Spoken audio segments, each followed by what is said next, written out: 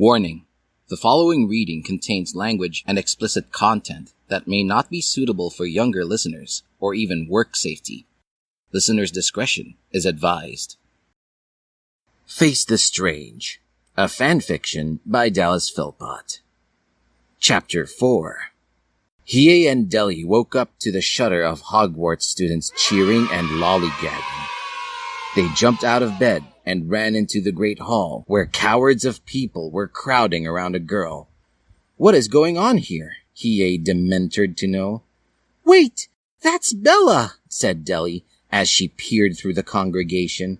Just as Deli said, Bella, Edward's girlfriend, was there, and ironically, she was giving a speech about why teen parency is illegal. "Well, it's a good thing we turned that water into wine," said Hiei, winking at her, and then they took seats in the front. Edward was sitting nearby, and so was Shadow. All the students had to go to this meeting, because it was majority for their classes. In the back of the ROM, Professor Snaps was watching Bella carefully.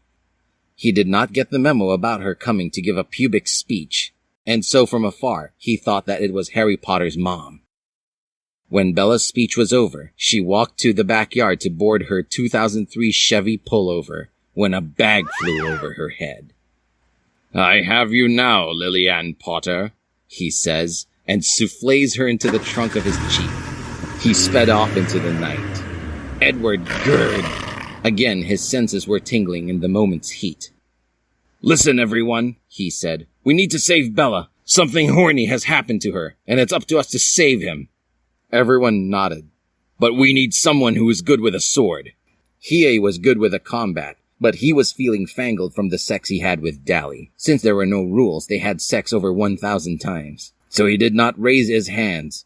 Instead, he deciphered to make a suggestion box. "I think that Link should do it," asked Hiei.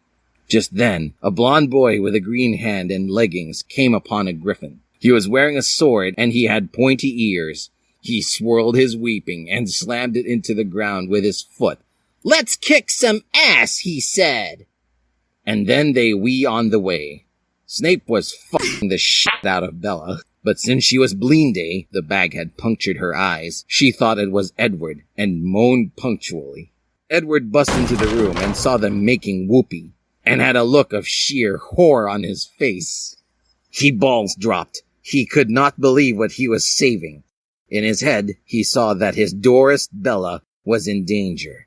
But in his yes, he was seeing that it was not the chaste at all. Bella was indeed riding Snape's cock with her pussy, and she happy. He ran away as fast as his feet could carry him. "Edward, wait!" Dali shouted. She wanted him to come back and see treason, because she saw from the way Bella's eyes were gouged out that she did not know. But then she remembered Bella was a c*** and told Edward, "I think we should kill them both." So Edward came back to the room, while both of them was still humping, and attacked Bella first. He sunk his teeth into her neck like the Titanic, and all at once she turned to stone. Dali grabbed Snape's dick and threw it out the window. And then Link stabbed him through his heart and lungs. The scene, it was messy. Blood and guts was everywhere. And Bella and Professor Snape were dead. It was in this step that they knew they could defeat Dumbledore. When Professor Skellington heard the iPod, he rushed to the show right away. "God damn it," he swore. "Now we will need a new teacher again." He thought to himself for a few seconds, and then said, "Edward, you can be our new tether," he sneered warmly.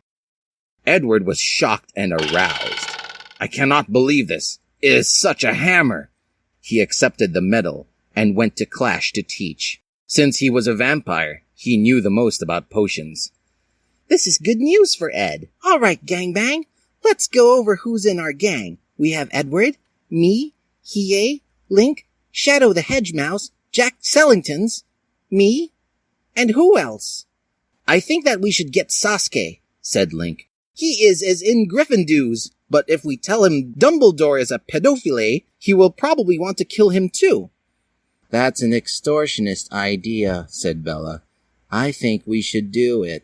They all ran to the Gryffindor commonplace and barged in on Sasplook. He was changing and half naked. Fangasm.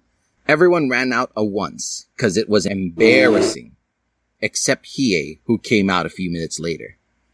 "What the hell, Hiei?" shouted Dally. "Do you like him?" "I don't think so," said Hiei. "It was kinda hot, though." "This is not the f***ing point," barged Edward. "We need his help, and so it doesn't matter what clothes he's wearing." They came back in, and he was closed.